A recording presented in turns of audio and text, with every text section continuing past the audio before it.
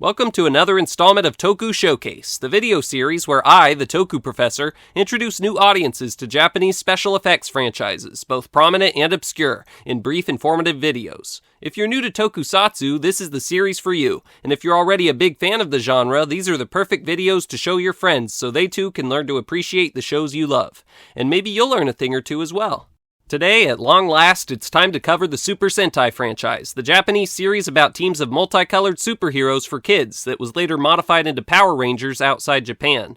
We aren't going to be discussing Power Rangers much today because I consider Super Sentai to be a separate series, since Power Rangers usually only keeps the fight scenes from the original shows. Instead, we'll be concentrating on the franchise Power Rangers gets its source material from, beginning with the first entry from 1975, Himitsu Sentai Gorenger. But we only have 3 minutes to work with. Here goes nothing.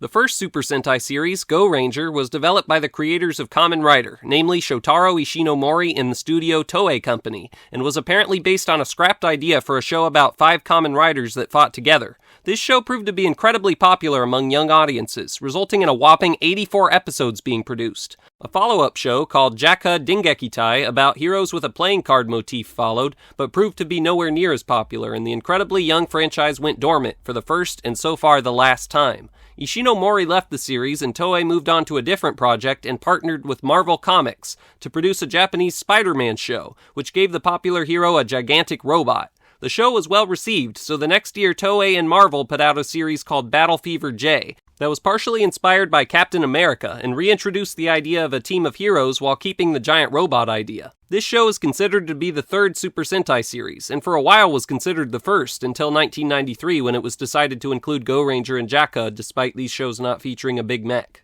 Battle Fever J was another success story, and after its release, Toei began to put out a new show about a team of young heroes in colorful costumes every single year, right up to today, for a total of 47 shows so far. The first 2 follow-ups had Marvel copyrights, but then Marvel dropped out and the series was wholly Toei's.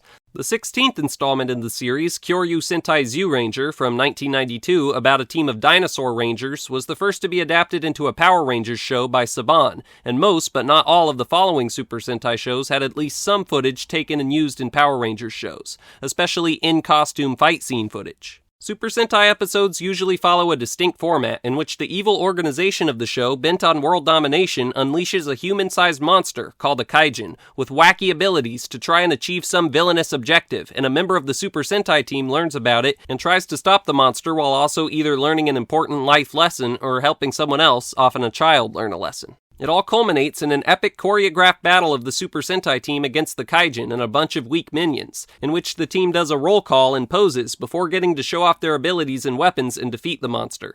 Then the Kaijin usually gets revived and enlarged to a massive size, and the squad takes it out with their giant robot. Most Sentai teams have their own unique motif, such as pirates, ninjas, or animals, and beginning with Zyuranger, most get new Rangers, often silver or gold colored, added to the team in the middle of each series. There's also always been a toy-selling aspect to these shows as well, but what did you expect? They're silly kids shows after all, often very obviously silly kids shows. But that doesn't mean you won't get some somber moments too, sometimes so serious you'll be blown away. And of course, I must mention the awesome practical effects. If for no other reason, you should watch these shows just for that. There's a little something for everyone in the Super Sentai franchise. See you next time.